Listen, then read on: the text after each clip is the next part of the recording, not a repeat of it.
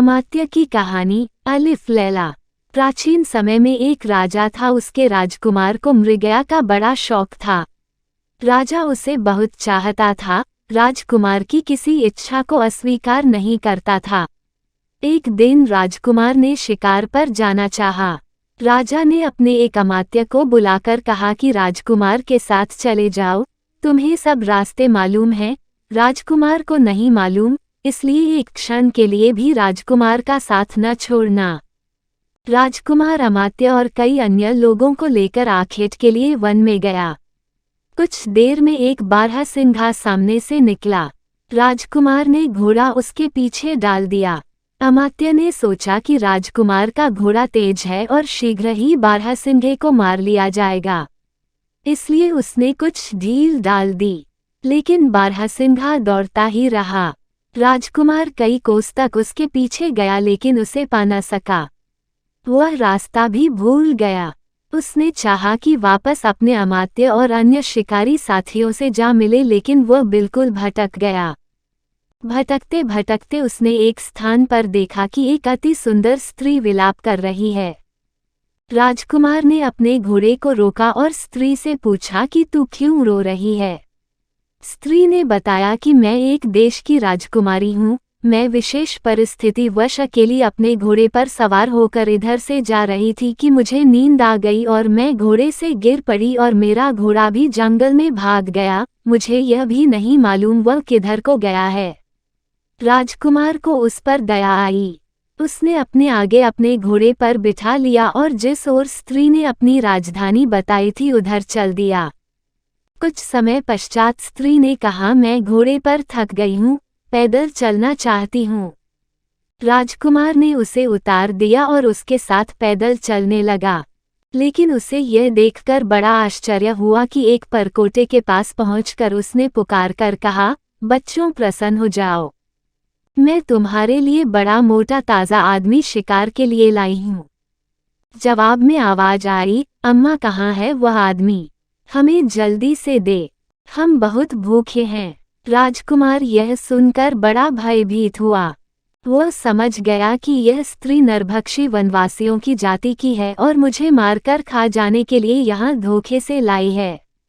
वह घोड़े पर बैठकर मुड़ने लगा। स्त्री ने देखा कि शिकार हाथ से निकला जाता है तो पलट कर कहने लगी, तुम परेशान क्यों हो, यह तो तुम्हारे साथ मजाक हो रहा था। राजकुमार ने कहा, खैर तुम अपने घर आ गई हो और अब मैं जा रहा हूँ। स्त्री बोली, तुम कौन हो, कहाँ जाओगे। राजकुमार ने अपना हाल बताया कि शिकार खेलने में राह भूल गया हूँ। स्त्री ने कहा, फिर मेरे साथ क्यों नहीं आते, थोड़ी देर आराम करो।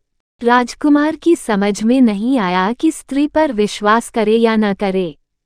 उसने अंततः दोनों हाथ उठाकर कहा, हे भगवान, यदि तू सर्वशक्तिमान है तो मुझे इस विपत्ति से बचा और मुझे मेरा मार्ग दिखा।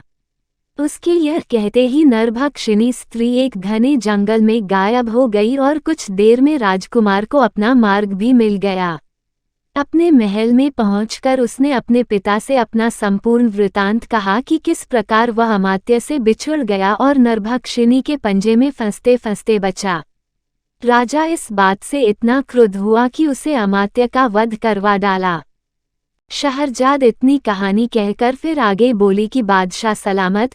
मंत्री गरीक बादशाह को यह किस्सा सुनाकर कहने लगा, मैंने विश्वस्त सूत्रों से मालूम किया है कि हकीम दुबा आपके किसी वैरी का जासूस है और उसने इसे यहाँ पर इसलिए भेजा है कि आपको धीरे धीरे मार दे। यह ठीक ही है कि आपका रोग अभी दूर हो गया है, किंतु औषधियों का बाद में ऐसा प्रभाव होगा कि आपको अत्यंत कष्ट होगा और संभव है कि जान पर भी बनाए। मंत्री ने बादशाह को इतना बहकाया कि वह हकीम पर संदेह करने लगा। वह बोला, शायद तुम ठीक ही कहते हो सकता है कि यह मेरी हत्या के उद्देश्य से आया हो और किसी समय मुझे कोई ऐसी औषधि सुंघाए जिससे मेरी जान जाती रहे। मुझे वास्तव में अपने लिए खतरा मालूम होता है। मंत्री ने सोचा कि अपने षड्यंत्र को शीघ्र ही पूरा करना चाहिए, ऐसा न हो कि बादशाह का विचार बाद में पलट जाए। वह बोला, महाराज, फिर देर किस बात की है, उसे अभी बुलवा कर क्यों नहीं मरवा देते? बादशाह ने कहा, अच्छा, मैं ऐसा ही करता हूँ। बादशाह ने एक सरदार को भेजा कि इसी समय दूबा को यहाँ ले आओ। दूत उसे थोड़ी ही देर में ले आया। दूबा के आने पर बादशाह ने पूछा, तुम्हें मालूम है मैंने तुम्हें इस समय क्यों बुलाया है? उसने निवेदन किया कि मुझे नहीं मालूम। बादशाह ने कहा, मैंने तुम्हें प्राणदंड देने के लिए बुलाया है ताकि तुम्हारे षड्यंत्र से बचाव कर सकूं। हकीम को इससे बड़ा आश्चर्य हुआ और उसने पूछा कि मेरा अपराध क्या है कि आप मुझे मरवाए डाल रहे हैं?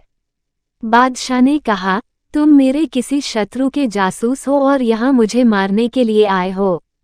मेरे लिए यही उचित है कि तुम्हें प्राणदंड देने में एक क्षण का भी विलंब न करूं। यह कहकर बादशाह ने उसी सरदार से कहा कि हकीम का वध कर दे। हकीम समझ गया कि मेरे शत्रुओं ने ईर्ष्या के कारण बादशाह का मन मुझसे फेर दिया है। वह इस बात पर पछताने लगा कि मैंने क्यों यहाँ आकर बादशाह को रोगमुक्त किया और अपनी जान जाने का सामान किया। वह बहुत देर तक बादशाह के सामने निर्दोषता सिद्ध करता रहा, लेकिन बादशाह ने उसे मारने की जिद पकड़ ली। उसने दूसरी बार सरदार को आज्ञा दी कि हकीम को मार दो।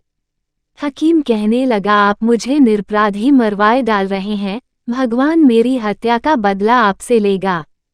इतना कहकर मछुआरे ने गागर के दैत्य से कहा कि जो बात दूबा और बादशाह गरीक के बीच थी वही मेरे तुम्हारे बीच है।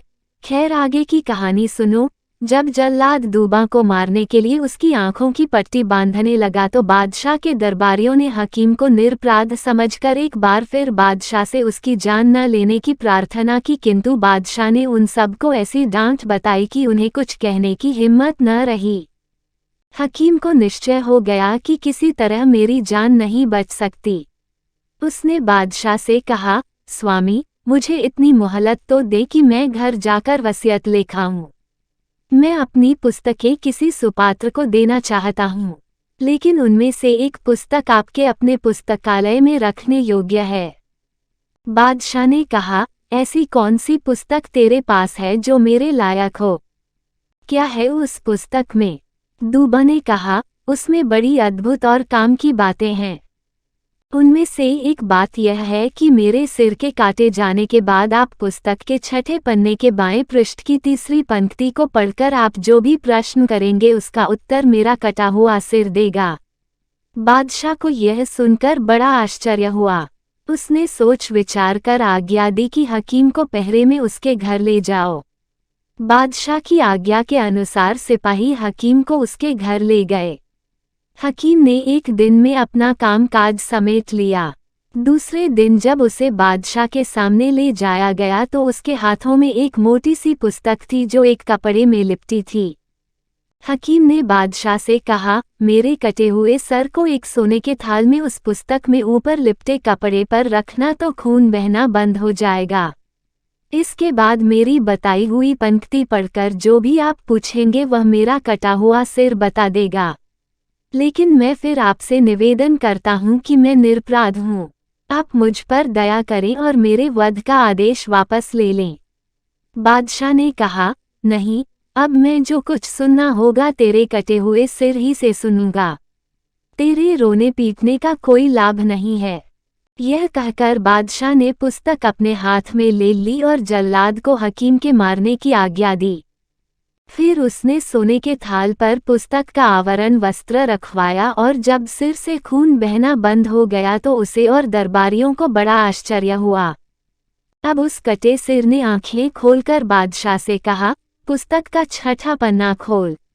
बादशाह ने ऐसा करना चाहा, लेकिन पुस्तक के पृष्ठ एक दूसरे से चिपके हुए थे, इसलिए उसने उंगली में थूक लगाकर पन्नों को अलग करना शुरू किया। जब छठा पन्ना खुला तो बादशाह ने बाएं पृष्ठ की तीसरी पंक्ति पढ़नी चाहिए, किंतु उसने देखा कि उस पृष्ठ पर कुछ नहीं लिखा है। उसने यह बात बताई तो कटे सिर ने कहा, आगे के पृष्ठ देख, शायद उनमें लिखा हो।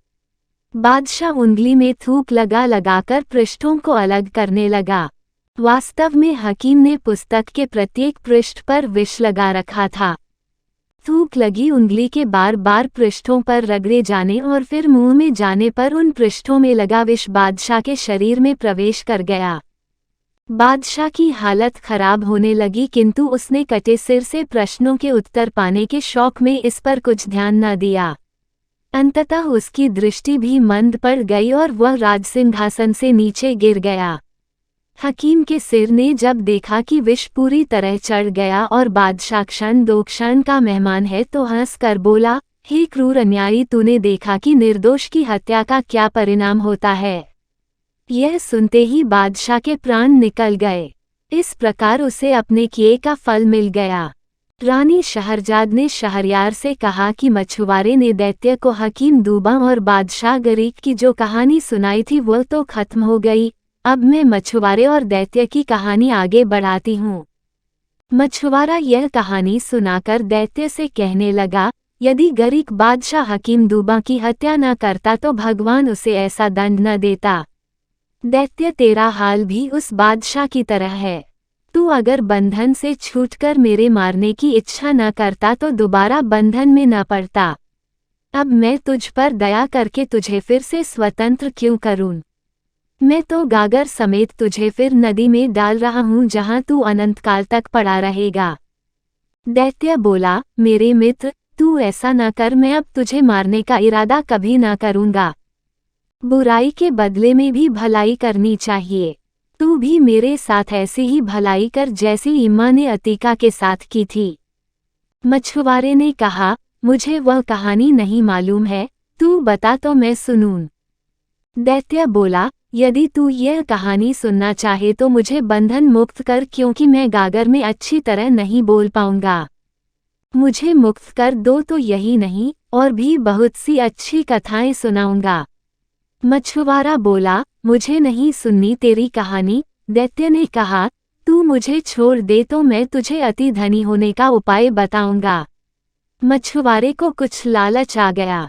वह बोला, मुझे तेरी बात का विश्वास तो नहीं है, किंतु अगर तू इसमें आजम महामंत्र की सौगंध खाकर कहे कि तू मेरे साथ धोखा नहीं करेगा और अपने वचन पर दृढ़ रहेगा तो मैं तुझे छोड़ दूं। दैत्य ने ऐसा ही किया। ज्यों ही मछुआरे ने गागर का ढकना खोला उसमें से धुआं निकला और फैल गया। कुछ देर में उसने दैत्य का रूप धारण कर लिया। दैत्य ने ठोकर मारकर गागर को नदी में डुबो दिया। मछुआरा यह देखकर बहुत डरा और बोला, हे दैत्य, तूने यह क्या किया? क्या तू अपने वचन पर स्थिर नहीं रहना चाहता? मैंने तो तेरे साथ वही किया है जो हकीम दूबा ने बादशाह गरीक के साथ किया था। मछुआरे के भयभीत होने पर दैत्य हंसकर बोला, तू डर मत, मैं अपने वचन पर दृढ़ हूँ। अब तू अपना जाल उठा और मेरे पीछे पीछे चला आ। नितांत वे दोनों चले और एक नगर के अंदर से निकलकर एक पहाड़ की चोटी पर चढ़ गए। फिर वहां से उतरकर एक लंबे चौड़े महल में गए। उस महल में एक तालाब दिखाई दिया जिसके चारों ओर 4 टीले थे। तालाब के पास पहुंचकर मछुआरे से दैत्य ने कहा, तू इस तालाब में जाल डाल और मछलियां पकड़। मछुआरा खुश हो गया क्योंकि तालाब में बहुत सी मछलियां थीं। उसने तालाब में जाल डालकर खींचा तो उसमें 4 मछलियां आई जो 4 रंग की थीं, सफेद, लाल, पीली और काली। दैत्य ने कहा, तू इन मछलियों को लेकर यहाँ के बादशाह के पास जा। वह तुझे इतना धन देगा जो तूने कभी देखा भी नहीं होगा। किंतु एक बात का ध्यान रखना, तालाब में एक दिन में एक ही बार जाल डालना। यह कहकर दैत्य ने जमीन में जोर से ठोकर मारी। जमीन फट गई और दैत्य उसमें समा गया।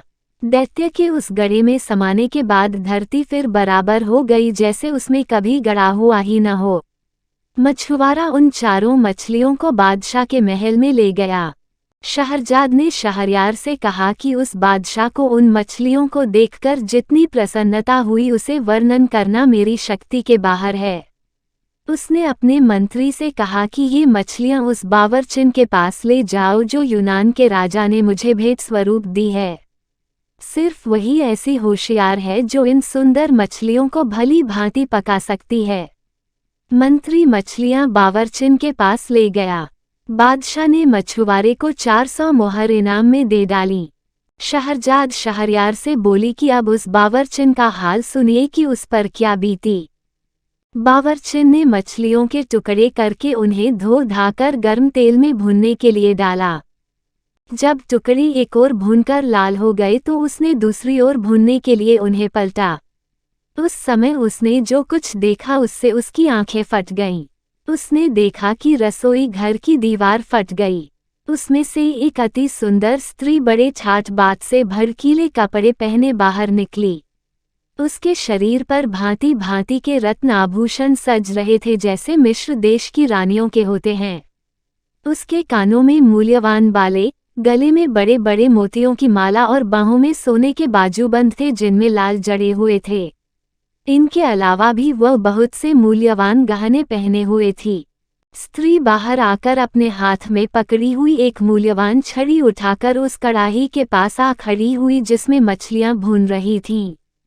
उसने एक मछली पर छड़ी मारी और बोली, ओ मछली, क्या तू अपनी प्रतिज्ञा पर कायम है? मछली में कोई हरकत न हुई। स्त्री ने फिर छड़ी और अपना प्रश्न दोहराया। इस पर चारों मछलियां उठ खड़ी हो गईं और बोली, यह सच्ची बात है कि तुम हमें मानोगी तो हम तुम्हें मानेंगे और अगर तुम हमारा ऋण वापस करोगी तो हम तुम्हारा ऋण वापस कर देंगे। यह सुनते ही उस स्त्री ने कड़ाही को जिसमें मछलियां भून नहीं थीं, जमीन पर उलट दिया और स्वयं दीवार में समा गई और दीवार जुड़कर पहले की तरह हो गई। बावर्चिन इस कांड को देखकर सुध-बुध खो बैठी।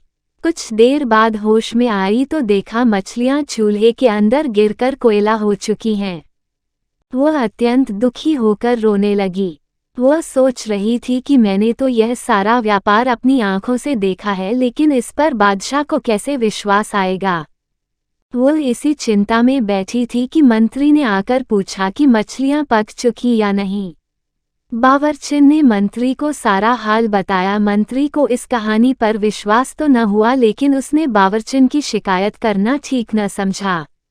उसने मछलियों के खराब होने का कोई बहाना बादशाह से बना दिया और मछुआरे को बुलाकर कहा कि वैसे ही 4 मछलियां और ले आओ। मछुआरे ने दैत्य से किया हुआ वादा तो उसे न बताया, लेकिन कोई और मजबूरी बता दी कि आज मछलियां क्यों नहीं ला सकता। दूसरे दिन मछुआरा फिर उस तालाब पर गया और उसी प्रकार की 4 रंगों वाली मछलियां उसके जाल में फंसीं। मछलियां लेकर वह मंत्री के पास पहुंचा। मंत्री ने उसे कुछ इनाम दिया और बावर्चिन के पास मछलियां लाकर कहा कि इन्हें मेरे सामने पकाओ। बावर्चिन ने पहले दिन की तरह मछलियां काट और धोकर गर्म तेल में डाली और जब उसने उन्हें कड़ाही में पलटा तो दीवार फट गई और वही स्त्री हाथ में छड़ी लेकर दीवार के अंदर से निकली और छड़ी से एक मछली को छूकर पहले दिन वाली बात पूछी। उन 4 मछलियों ने जुड़कर सिर उठाकर और पूंछ पर खड़े होकर वही उत्तर दिया।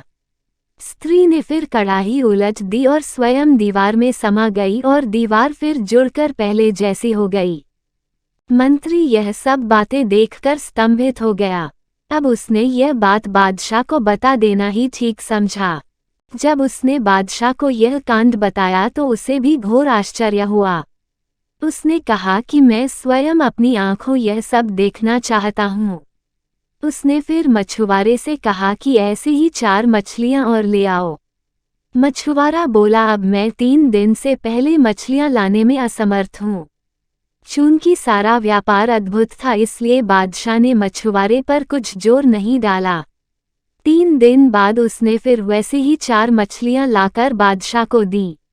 बादशाह ने खुश होकर उसे 400 अशर्फियां और दी। अब बादशाह ने मंत्री से कहा कि बावर्चिन को हटा दो और तुम खुद मेरे सामने इन मछलियों को पकाओ। मंत्री ने बावर्ची खाना अंदर से बंद करके मछलियां पकाना शुरू किया। जब एक और लाल होने पर मछलियों को पलटा गया तो एक बार फिर दीवार फट गई, किंतु इस बार उसमें से सुंदरी नहीं निकली बल्कि गुलामों जैसा कपड़ा पहने हाथ में एक हरी भरी छड़ी लिए एक हबशी निकला। हबशी ने बड़े कठोर और भयावह स्वर में पूछा, मछलियों क्या तुम अपने वचन पर अब भी स्थिर हो? मछलियां अपने सरों को उठाकर बोली, हम उसी बात पर स्थिर हैं। हबशी ने कड़ाही उलट दी और स्वयं दीवार के छेद में घुस गया और दीवार पहले की तरह जुड़ गई। बादशाह ने मंत्री से कहा, यह अद्भुत घटना मैंने स्वयं देखी है, वरना मैं इस पर विश्वास न करता। यह मछलियां भी साधारण नहीं है। मैं इस रहस्य को जानने के लिए बड़ा उत्सुक हूँ। यह कहकर उसने मछुआरे को फिर बुलवाया और उससे पूछा कि तू यह रंगीन मछलियां कहाँ से लाया था। मछुआरे ने बताया कि मैंने उसे उस तालाब से पकड़ा है जिसके चारों ओर 4 टीले हैं। बादशाह ने मंत्री से पूछा, तुम्हें मालूम है कि वह तालाब कहाँ है? मंत्री ने कहा, मैं 60 वर्ष से उस ओर शिकार खेलने जाता रहा हूँ, लेकिन मैंने ऐसा तालाब न देखा न सुना। अब बादशाह ने मछुआरे से पूछा कि वह तालाब कितनी दूर है और क्या तू मुझे वहां ले जा सकता है? मछुआरे ने कहा, वह तालाब यहाँ से 3 घड़ी के रास्ते पर है और मैं आपको जरूर वहां ले जाऊंगा। उस समय दिन कम ही रह गया था, किंतु बादशाह को ऐसी उत्सुकता थी कि उसने अपने दरबारियों और रक्षकों को शीघ्र तैयार होने की आज्ञा दी। फिर वह मछुआरे के पीछे पीछे हो लिया और उसके बताए हुए पहाड़ पर चढ़ गया। जब पहाड़ के दूसरी ओर उतरा तो वहां बड़ा विशाल वन दिखाई दिया। यह वन पहले किसी ने नहीं देखा था। फिर बादशाह और उसके साथियों ने वह वन भी पार किया और सब लोग उस तालाब के किनारे पहुंच गए जिसके चारों ओर 4 टीले थे। उस तालाब का पानी अत्यंत निर्मल था और जिन 4 रंगों की मछलियां उसे मछुआरे से मिलती थीं, वैसी अनगिनत मछलियां उस तालाब में तैर रही थीं। बादशाह का आश्चर्य और बढ़ा। उसने अपने दरबारियों और सरदारों से पूछा कि तुम लोगों ने पहले भी इस तालाब को देखा है या नहीं? उन सब ने निवेदन किया कि हम लोगों ने इस तालाब को देखना कैसा, इसके बारे में सुना तक नहीं। बादशाह ने कहा कि जब तक मैं इस तालाब और इसकी रंगीन मछलियों का रहस्य अच्छी तरह समझ नहीं लूंगा, यहाँ से नहीं जाऊंगा। तुम सब लोग भी यहाँ डेरा डालो। उसकी आज्ञानुसार दरबारियों और रक्षकों के डेरे तालाब के चारों ओर पड़ गए। रात होने पर उसने मंत्री को अपने डेरे में बुलाया और कहा, मैं इस भेद को जानने के लिए अति उत्सुक हूँ कि उस बावर्ची खाने में हबशी कैसे आया और उसने मछलियों से कैसे बात की, और यह भी जानना चाहता हूँ कि यह तालाब जिसे किसी ने नहीं देखा था अचानक कहाँ से आ गया। मैं अपने कौतूहल को दबा नहीं पा रहा हूँ, अतः मैंने सोचा कि मैं अकेले ही इस रहस्य का उद्घाटन करूं। मैं अकेला जा रहा हूँ, तुम यहीं रहो। प्रातःकाल जब दरबारी यहाँ पर दरबार के लिए आए तो उनसे कह दो कि बादशाह कुछ बीमार हो गए हैं और कुछ दिन यहीं पर शांतिपूर्वक रहना चाहते हैं। यह कहकर सारे दरबारियों और रक्षकों को राजधानी वापस भेज देना और तुम इस डेरे में अकेले ही उस समय तक प्रतीक्षा करना जब तक मैं लौट न आऊं। मंत्री ने बादशाह को बहुत समझाया, महाराज आप यह न करें, इस काम में बड़ा खतरा है। यह भी संभव है कि इतना सब करने के बाद भी आपको कोई रहस्य ज्ञान न हो पाए। फिर बेकार में क्यों इतना कष्ट उठा रहे हैं और इतना खतरा मोल ले रहे हैं? बादशाह पर उसके समझाने बुझाने का कोई असर नहीं हुआ। उसने बादशाही पोशाक उतारी और एक साधारण सैनिक के वस्त्र पहन लिए। जब सब लोग गहरी नींद सोए हुए थे तब वह तलवार लेकर अपने खेमे से निकला और एक ओर चलता हुआ एक पहाड़ पर चढ़ गया। कुछ ही देर में वह उसकी चोटी पर पहुंचकर दूसरी ओर उतर गया। आगे उसे एक गहन वन दिखाई दिया। वह उसी के अंदर चलने लगा। कुछ दूर जाने पर पूरा सवेरा हो गया और उसे दूर जाने पर एक सुंदर प्रासाद दिखाई दिया। वह यह भवन देखकर बड़ा प्रसन्न हुआ और उसे आशा बंधी कि उसे इस जगह तालाब के रहस्य का पता चलेगा। भवन के निकट पहुंचकर उसने देखा कि वह बड़ा विशाल है और काले पत्थरों का बना है। उसकी दीवारों पर साफ किए हुए इस्पाती पत्थर जड़े थे जो दर्पण की भांति चमकते थे। बादशाह को विश्वास हो गया कि यहाँ उसे मनोवांछित सूचना मिलेगी। वह बहुत देर तक खड़ा हुआ भवन की शोभा निहारता रहा, फिर उसके पास चला गया। वह देख रहा था कि भवन का द्वार खुला है, फिर भी शिष्टता के नाते उसने ताली बजाई कि उसकी आवाज सुनकर कोई अंदर से आ जाए। जब कोई न आया तो उसने सांकल को खड़खड़ाया, यह सोचकर कि शायद उसकी ताली की आवाज अंदर तक नहीं पहुंची होगी। सांकल खड़खड़ाने पर भी जब कोई नहीं निकला तो बादशाह को क्रोध आया कि अजीब घर है जहां बुलाने पर भी कोई आकर नहीं पूछता। वो अंदर चला गया और ड्योढ़ी में पहुंचकर जोर से पुकारा कि क्या इस भवन के अंदर कोई मनुष्य है जो एक अतिथि के रहने के लिए थोड़ा स्थान दे। फिर भी उसे कोई उत्तर न मिला तो उसका आश्चर्य और बढ़ा। ड्योढ़ी से आगे बढ़कर वह घर में घुसा तो देखा कि अंदर से और भी लंबा चौड़ा मकान है, किंतु उसके अंदर कोई नहीं है। अब वह एक लंबे चौड़े आंगन को पार करके एक दालान में पहुंचा। उसमें रेशमी कालीन बिछा हुआ था। अंदर का मकान और भी सजा हुआ था। दरवाजों पर जड़ाऊ मखमल के पर्दे पड़े थे जिनमें सुनहरे और रुपहले फूल बूटे कड़े थे।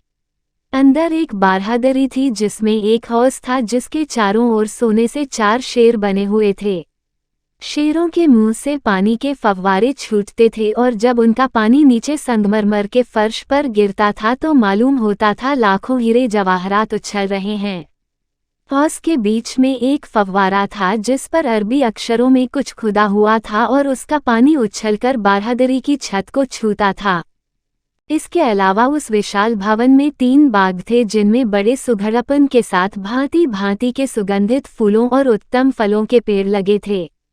बागों में हर चीज ऐसी तरतीब से लगी थी कि उन्हें देखकर दुखी मनुष्य भी आनंद में डूब जाए। वृक्षों पर नाना प्रकार के सुंदर पक्षी कलरव कर रहे थे। वे पक्षी उन्हीं वृक्षों पर रहते थे, उड़कर नहीं जा सकते थे क्योंकि वृक्षों के ऊपर जाल पड़े हुए थे।